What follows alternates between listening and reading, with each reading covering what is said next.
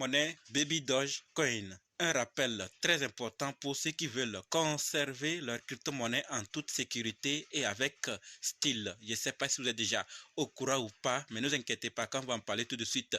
Et ce n'est pas tout. Nous allons aussi parler du Brésil et Cardano. Donc si tu veux en savoir plus, continue, ok? Salut!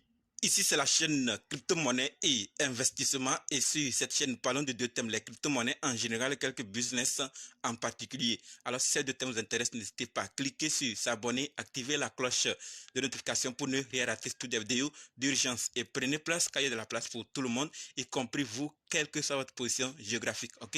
Mille merci à tous ceux qui sont déjà abonnés, qui me laissent des commentaires et qui partagent mes vidéos. Grâce à votre contribution, nous sommes déjà à plus de 7200 abonnés. Je vous dis merci du soutien. On va dans le but. Mais oui, on n'a pas cliqué sur s'abonner, c'est fait. Ok, c'est parti.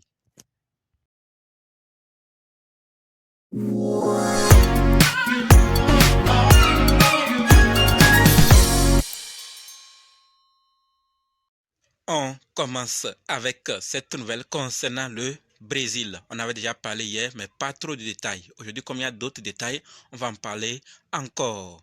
Cette nouvelle concerne Twitter avant, aujourd'hui X au Brésil. Comme on l'avait dit, c'est interdit, mais pas trop de détails.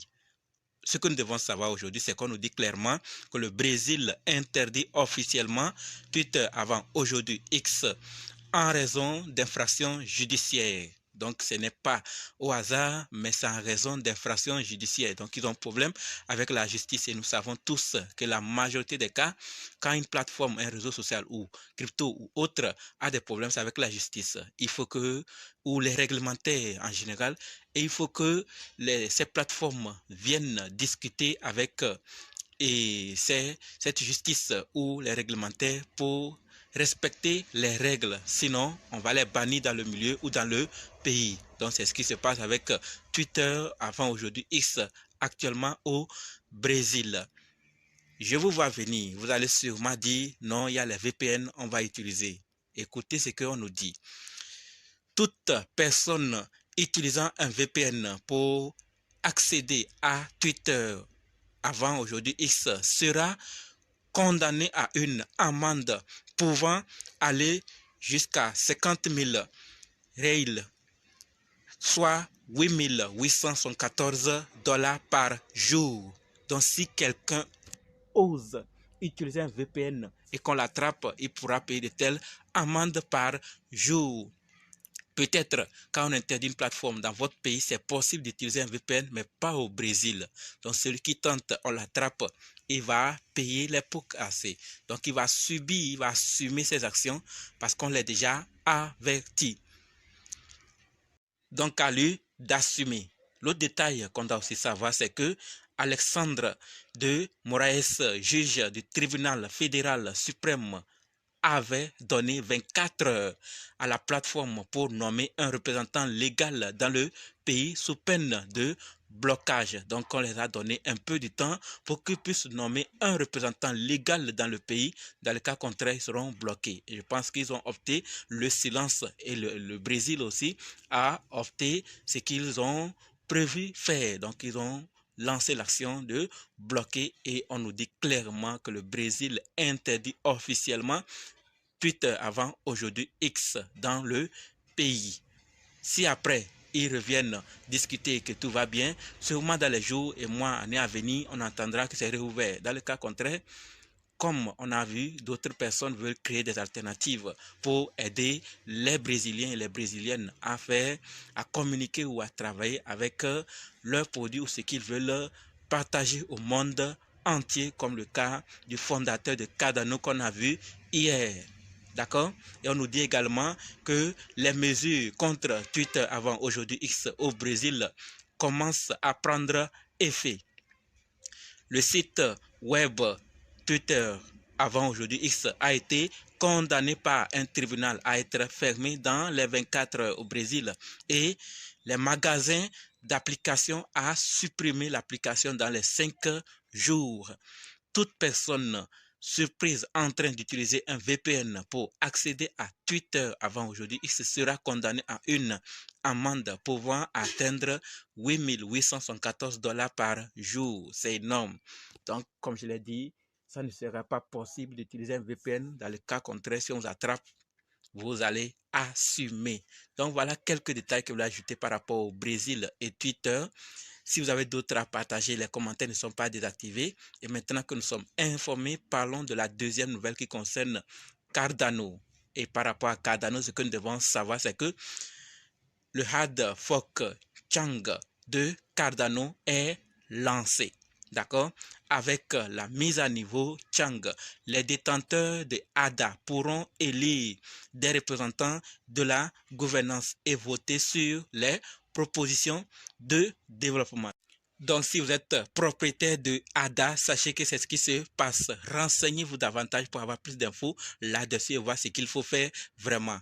Si j'en trouve d'autres détails, je partagerai sur cette chaîne. Donc, si vous n'êtes pas encore abonné, abonnez-vous. S'il y a de quoi, vous le saurez également. D'accord? Et pour ceux qui ne savent pas, un hard fork, c'est une mise à jour importante qui rend obsolète les anciennes ou l'ancienne version d'une blockchain. Et c'est un élément essentiel, d'accord, à l'évolution de toute blockchain. Donc, il faut ça pour que la blockchain, tout l'écosystème puisse évoluer. Sinon, si ça reste dans l'ancienne version et que c'est les anciennes personnes ou les anciens dirigeants, représentants qui vont toujours imposer les choses, ça ne marche pas, ça ne va pas vers la décentralisation comme Cardano veut le faire actuellement. Ils veulent décentraliser et ils font un grand pas vers cette décentralisation pour laisser désormais aux mains de la communauté, aux mains de certains personnes, aux mains des détenteurs pour qu'ils puissent prendre des décisions comme on l'a dit précédemment. D'accord? Et les entités fondatrices de Cardano n'auront plus, d'accord? À l'avenir, ils n'auront plus le poids comme la fondation Cardano. Ensuite, Input Output Global, IOHK et Imurgo. Donc, les trois entités anciennes, après cette mise à jour, ils n'auront plus le poids. Ils ne vont plus décider. Ils n'auront plus les clés pour déclencher les mises à jour ou les mises à niveau de la chaîne ou les hard fork.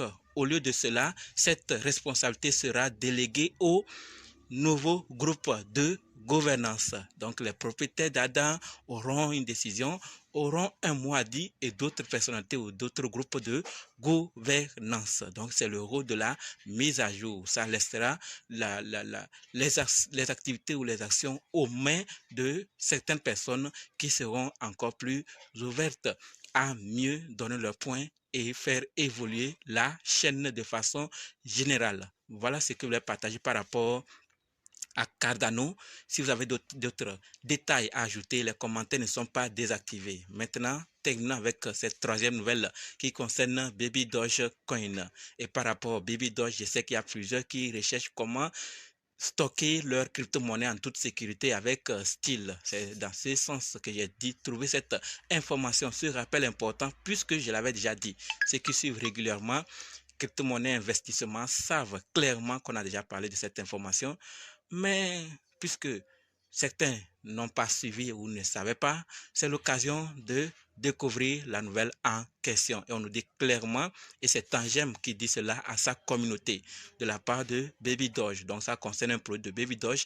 Et si vous êtes un membre de la communauté de Tangem, sûrement vous allez croiser cette information. Dans le cas contraire, c'est l'occasion d'en découvrir ici. On nous dit clairement que procurez-vous un magnifique portefeuille matériel Baby Dogecoin pour conserver vos crypto-monnaies en toute sécurité avec style. C'est votre portefeuille.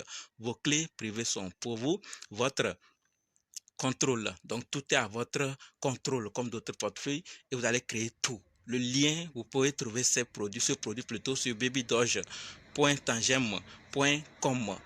J'en avais déjà parlé.